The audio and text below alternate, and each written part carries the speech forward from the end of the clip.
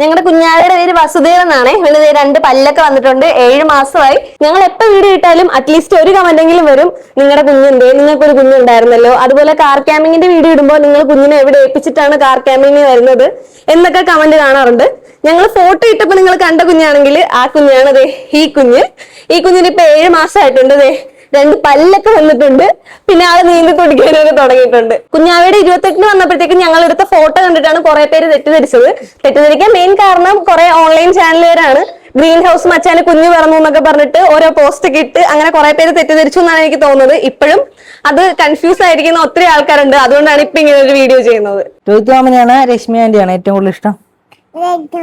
രോഹിത് മാമന്. കാറിന് ബോണറ്റുണ്ടാ? എവിടെയാ ബോണറ്റ്? ഞാൻ ആക്ച്വലി പുതിയ കളിപ്പാട്ടങ്ങളെ കാണുന്നതും അതുമായിട്ട് കളിക്കുന്നതും വെങ്കിടിക്ക് വരുമ്പോഴാണ് കേട്ടാ. റേസിംഗ് കാറാ കണ്ടാ? വെങ്കിയുടെ റേസിംഗ് കാർ കണ്ടാ? ഇതാണ് ഞങ്ങളുടെ വെങ്കി കൊച്ച്. വെങ്കി ഒരു ഹായ് കൊടുത്തേ. ഇതാണ് ഞങ്ങളുടെ വസു കൊച്ച്. കുഞ്ഞാണ്ടി ഒരു ഹായ് കൊടുത്തേ.